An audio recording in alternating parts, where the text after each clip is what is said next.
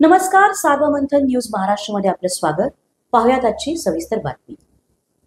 आपल्या भारतीय जनता पार्टीच्या पक्षाच्या संभाजीनगर येथील छत्रपती संभाजीनगर येथील भव्य आणि सुंदर कार्यालयाच्या लोकार्पणाच्या सोहळ्यासाठी मंचावर विराजमान या राज्याचे लाडके मुख्यमंत्री आदरणीय देवेंद्रजी फडणवीस ज्या ज्या लोकांची नावं ते घेणार आहेत ते सर्व मंचावर विराजमान भारतीय जनता पार्टीचं हे भव्य स्वरूप ज्यांनी आपापल्या परिश्रमांनी उभं केलंय ते सर्व कार्यकर्तागण। कारण देवेंद्रजी फडणवीसांचा आदेश आहे जास्त लांब भाषण घ्यायचं नाही, सर्वांची नावं घ्यायची नाही।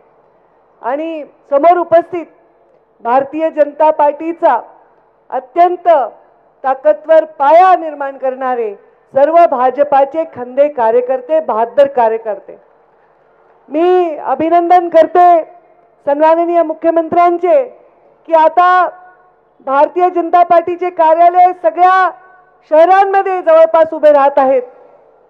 आपल्या भारतीय जनता पार्टीचा जन्म झाला तेव्हापासूनचा आतापर्यंतचा जो प्रवास आहे तो अत्यंत सुवर्ण क्षणांचा प्रवास आहे।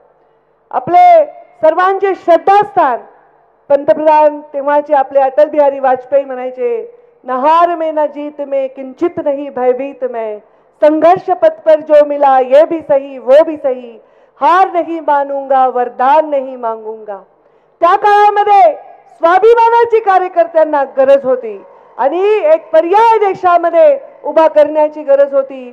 तेव्हा वरदान न मागता संघर्षाची ज्यांनी बात निवडली त्या अटल बिहारी वाजपेयी यांनी संघर्षाचं बीज रोवलं।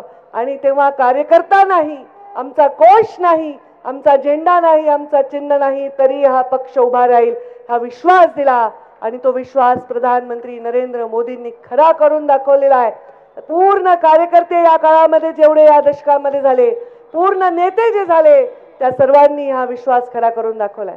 या मराठवाड्याचे भूमिपुत्र आपले प्रमोदजी महाजन आणि मुंडे साहेब आज त्यांच्या या सगळ्या परिश्रमांना किती यश आले याचा मला खूप आनंद वाटतो। आणि यात सगळ्यात मोठं योगदान देवेंद्रजी फडणवीस यांचं आहे।